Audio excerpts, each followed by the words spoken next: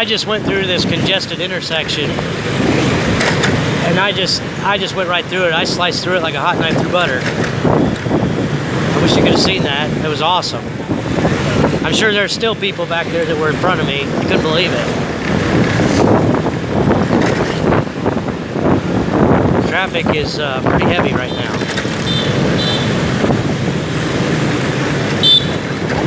What a night. My first class, I had a bunch of 5-year-olds, and there was no teacher in there with me. They were literally jumping from the tables and swinging from my tie. Like monkeys. It's hard to control them when there's no other teacher in there. Especially the boys. The boys were wound up. And they're doing what boys do. Rolled around on the floor, fighting. Well, I'm trying to teach. It's okay. Finally I got the TV on and we played some songs. Played Five Little Monkeys and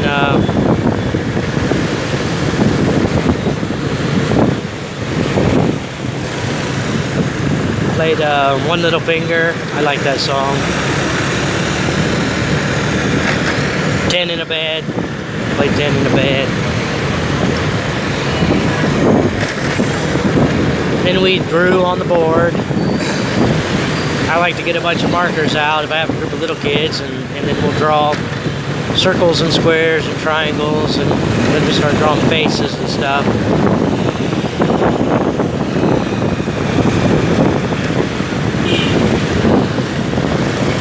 It's a real nice night out, very comfortable out. No rain. Finally, at the end of the night tonight, I had a group of adults, which I love. I love teaching adults. That 30 minutes went fast. I guess maybe they're, some of them are adults, some of them are high school age. I think the youngest one is maybe 13 and up to 30. Something like that.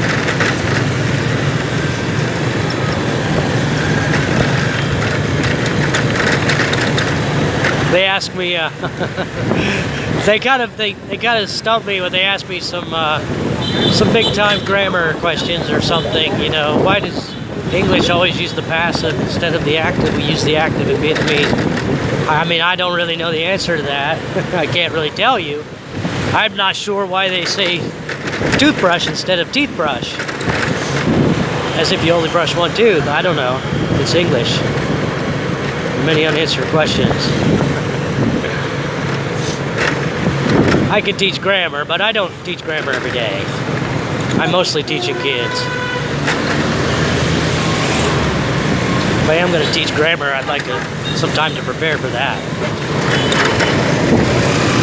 But mostly in the adult classes, we just have a conversation, which is very cool. They were asking me about the advantages and disadvantages of the internet. Oh boy, watch this. Yikes. We talked about phobias.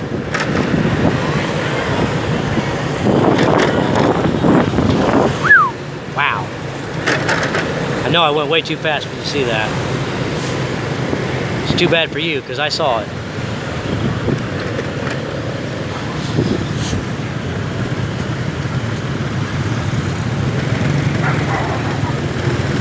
We were talking about diets. I was telling about the carnivore diet.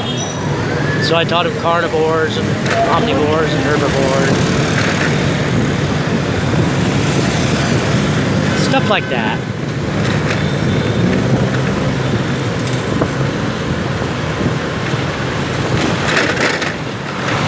Look at her hair. Wow, that was beautiful. A lot of beautiful hair in Vietnam. Women have really beautiful hair here. Many do.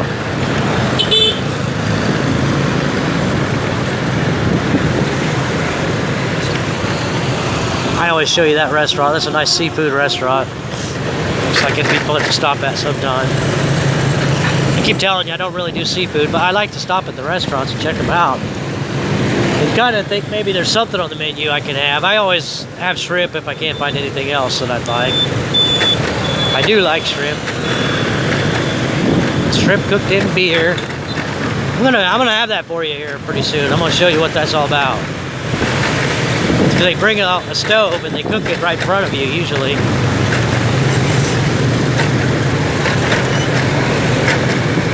Or they bring out a stove and they let you cook it. They do that at some restaurants here.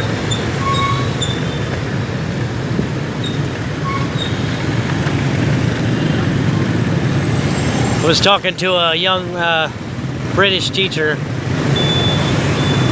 He's teaching at the same center I am, and he's a young guy. He just got back from the UK. He's been here a couple times and then went home and experienced the same thing I'm probably going to go through, like most people. If you come here and live and then you try to transition back, it's a lot more difficult. Because life here is just a lot easier than home. And there's really no way around that.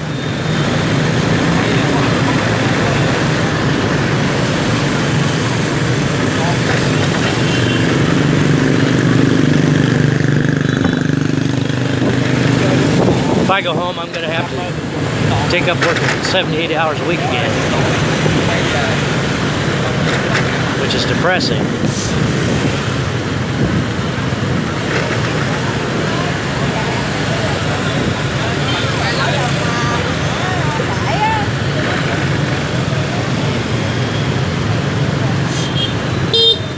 This is the part of town you see all the hot girls. There's so many good-looking girls here. It's Vietnam, man. What do you expect? What do you expect? Women are lovely.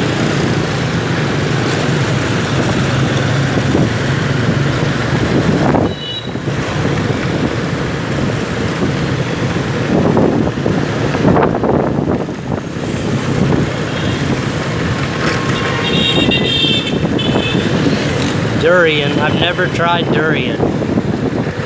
There's lots of it sitting alongside the road. I don't think I really want to try durian. A lot of people like it. Of course, a lot of people hate it. I don't think they'll let you put it on the bus to bring it back from, I think I was going to bring some for my friend one time, but they didn't want me to bring it on the bus. I don't know, it's a little smelly.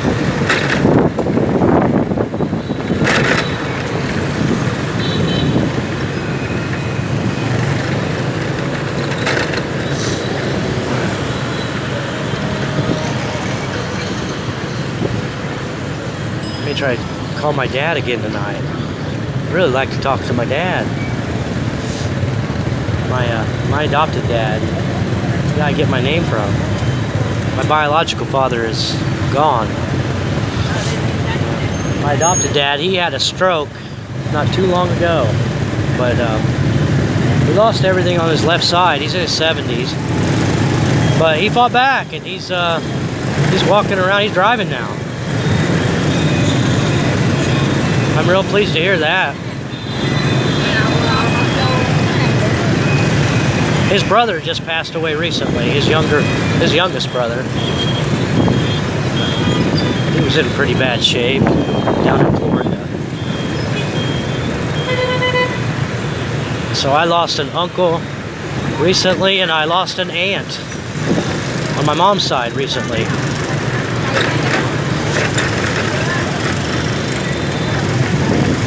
Since I've come over here in the last 2 years, I've lost a few family members, which is sad. So that makes me want to go home and see my family pretty bad. I'm conflicted about the whole thing, you know. I do want to stay in Vietnam, and I'm very happy here, but I've got family at home, you know. That always draws you back. What can you do? Something's going to draw you back.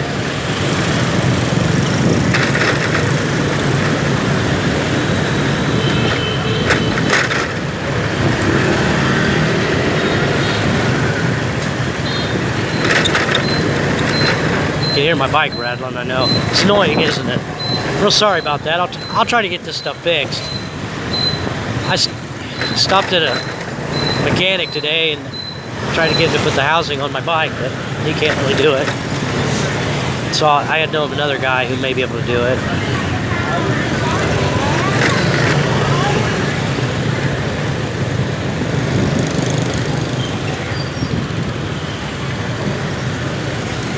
Here's that meat. I keep thinking about stopping to get, but I'm gonna pass one more night. Maybe tomorrow night I'll get it. Car's there. Thought he was gonna turn in front of me.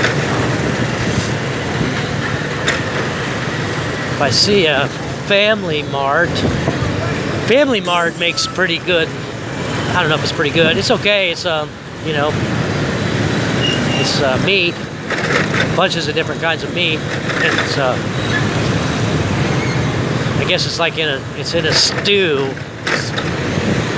some kind of a soup. They give you the soup and they give you the meat. It's pretty tasty. It's okay. It's edible. Very, very cheap. When I first came to Vietnam, I didn't have much money and I was living off of that. Or they have this kind of chicken and stuff all over. That chicken is okay, but it's really not as good as KFC. Because they don't really put any salt on it. It seems a little bit bland after eating KFC.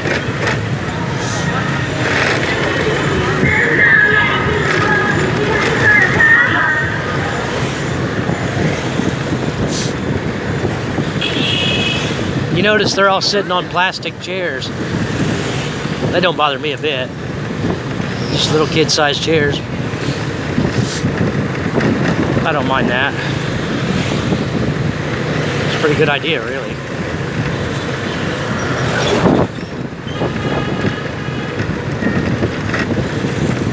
Yeah, most of these people have tiny butts.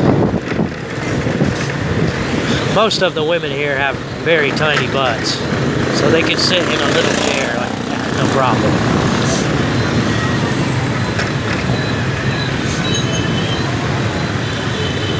One of the teachers I was working with tonight, she's so hot.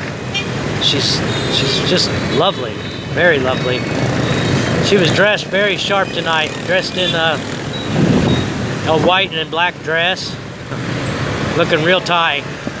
And she had all of her fingernails and toenails painted white to match her dress.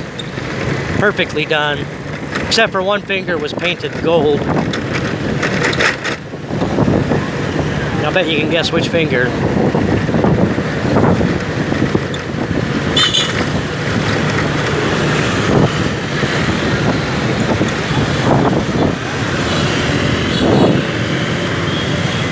Here's that intersection that I love so much. This is a little bit tricky. Try to sneak my way up here in front of this car. I made it. Now, when the light changes, I'm gonna try to go and beat this truck and all this traffic on the other side. And that's why I tell you to get a snappy bike if you come here, and never mind the semi-automatics and stuff. You don't want to stall out right here in this intersection. That'd be bad. Miss a gear here and it might cost you. So we're gonna start going. Everybody's going now. Light hadn't even changed yet and they all started. But if you wait there in that intersection, if you have to wait to make that left, you got all kinds of traffic coming up on you, and that could be dangerous here too.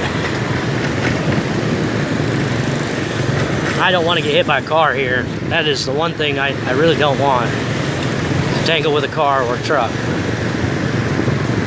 So I don't like sitting waiting to turn if I don't have to.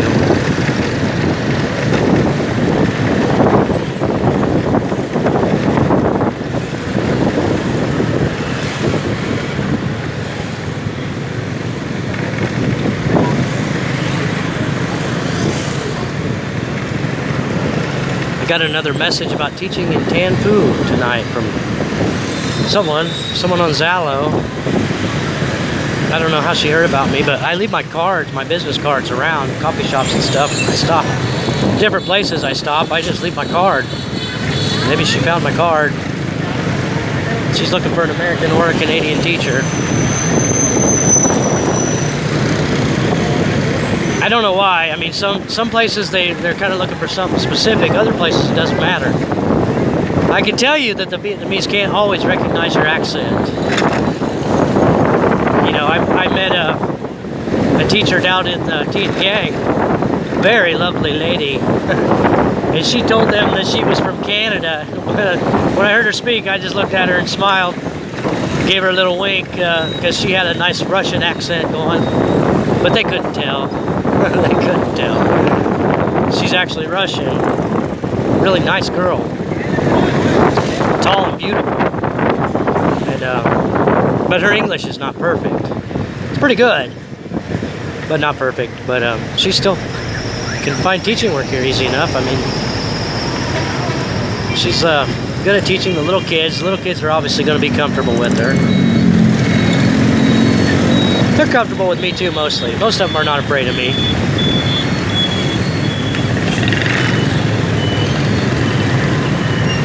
Kids tend to like me here, probably because I'm a big kid too.